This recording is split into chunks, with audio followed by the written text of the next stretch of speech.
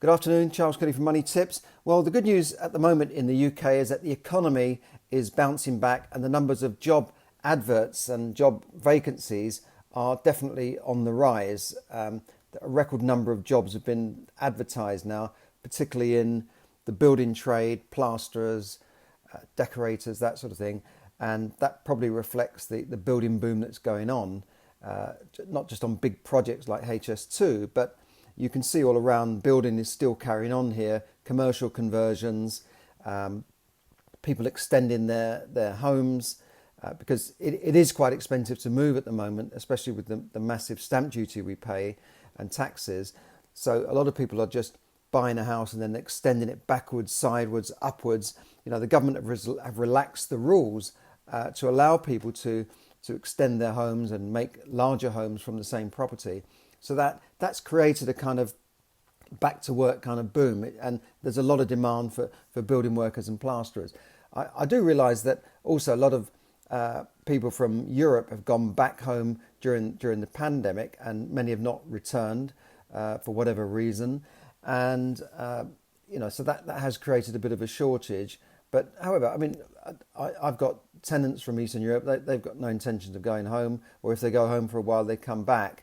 I think there are certainly more jobs here in the UK than there are in a place like Romania and Bulgaria, for instance.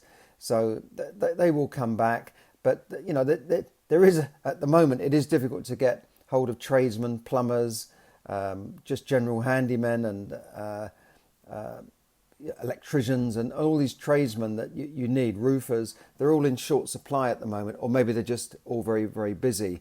But that's all good news that things are on the move. And, you know, you can see when you go out in the streets now, the traffic is back there.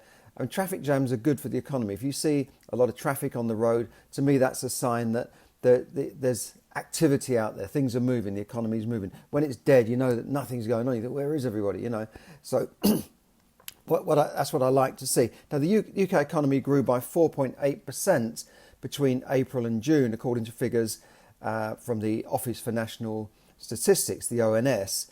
And they showed the expansion in what they call the gross domestic product, or the GDP, which was partly fueled by retail, restaurants and hotels. Of course, hotels are having a bit of a boom at the moment.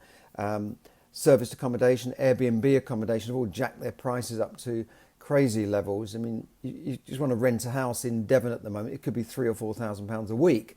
So, but perhaps they're making up for lost time last year.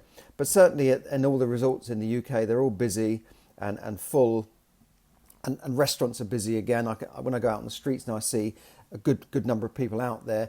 Also, tourists in London, perhaps not all from overseas, but certainly tourists from different parts of the country moving around, taking their holidays in the UK. I'm doing the same thing myself this year. It's just not worth all the hassle of travelling abroad and all the tests and the extra money and the hassle. But maybe it's not as much hassle as people think. I don't know. I haven't tried it yet. Education also boosted the economy as schools reopened in the second quarter. However, the figure was slightly below what the Bank of England expected, which was a 5% rebound. Now, it should be remembered that we don't normally get growth figures like this. And last year we had the biggest fall of 10% in the economy. So the economy is still just under 4.5% smaller than it was before the pandemic. So we're playing catch up here. And so these sort of figures of a growth of 4.8% in a quarter is not normal for a mature economy like the UK. It might happen in growing economies and developing economies, but it doesn't normally happen here. And I think we're seeing a similar thing in America, record number of job vacancies. But it should be remembered that we could see a downturn, an increase in unemployment when the furlough scheme comes to an end at the end of next month. And in America also, a lot of their schemes are unwinding as well. Similar job retention schemes are unwinding. So we're going to see a lot of people maybe put out of work or coming off support in America, as it were. And that could, because we don't know if the people who will be, say, let go by their employers when the furlough scheme comes to an end, we don't know if those people will get the jobs that are being advertised. I mean, if you're let go because your retail store is closing down, you can't necessarily go and work as a plasterer on a building site. So we'll have to see how that works out. But things are up on the move. We've come out of the lockdown this year. Many countries I know are still in lockdown and have had this second wave. And some countries in the Far East didn't even have a first real wave, and now they've got this new wave, this new variant, and they're all under lockdown, and some places are under curfew, which we never really had in the UK. It wasn't that severe, but it looks like things are under control here, so that's good news. But there could still be some more problems to come. The government are still spending billions to keep the economy afloat artificially. The stock market is at record highs almost, as is the property market. So how long that will continue, nobody really knows. But when I look at, say, investing in property, there aren't really any properties. It's very hard to find bargains out there, certainly in the London area. And I did publish some figures yesterday on where are the most affordable and the least affordable properties in the UK. Cities like Winchester came out high, St Albans, Bath and Greater London. Places in Northern Ireland were the cheapest or most affordable to buy based on average salaries. So in the highest places, you would need 14 times the average salary in that area to buy a house. That's in Winchester. And it was a bit less in London and Greater London. Obviously, they're taking Greater London as it's a big area, Greater London, 7 million people, runs from one end to another, nearly 20 miles. So it's a big area, but this is not central London. This is not Kensington or Marble Arch or Mayfair, but Greater London. So Winchester, St Albans are higher in the affordability scale when you compare average incomes to the price of the average property.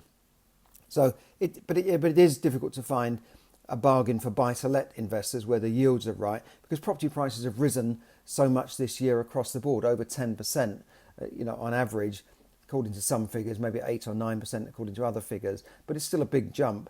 So it's not easy to find bargains, but the market might settle down. I'm seeing some price reductions in London, so we'll have to see how it goes as we come into the autumn and the winter, which is traditionally a quiet time. So we'll see how that goes. Certainly the stock market, every expert says that prices are at a crazy level. The PE ratios are, some companies have got PE ratios in the 50s and 60s and hundreds, and that indicates that the stock is expensive. So the stock markets, the large stock markets are definitely due for a correction in the S&P 500 or the FTSE 100 index. The S&P 500 index is mostly boosted by the FANGs, the high-tech stocks, which again are ludicrously overpriced. I mean, Tesla, how can Tesla's market value be worth more than Toyota and General Motors and Ford? It just doesn't add up, it doesn't make sense. These prices are just crazy. So we are probably due for a correction. To me, this is a time to not go out. I know the government wants you to go out and spend money, but it's also a time to save money, manage your money and look after your money, because we might be in for a long winter ahead when we have to start paying for all of these government spending stimuluses that are going on. That's got to be paid back somehow, probably through higher taxes, and which we've already had hints of. So, I think it's a time to be a bit cautious, manage your money well, look at your investments. And, if you'd like to learn more about investments and managing your money or getting into property, you don't need money to get into property, or you just like to be financially free without working any harder, watch my free video, and I'll put a link up down below. And as a special gift, I'll give you a special tool that will enable you to get immediate control of your finances. So thanks for listening, and have a great weekend, everybody. And thanks for everybody who tunes in on YouTube, Facebook. Really great to see you. Love to hear your comments. And I wish you all a great weekend out there. Stay safe. Bye for now.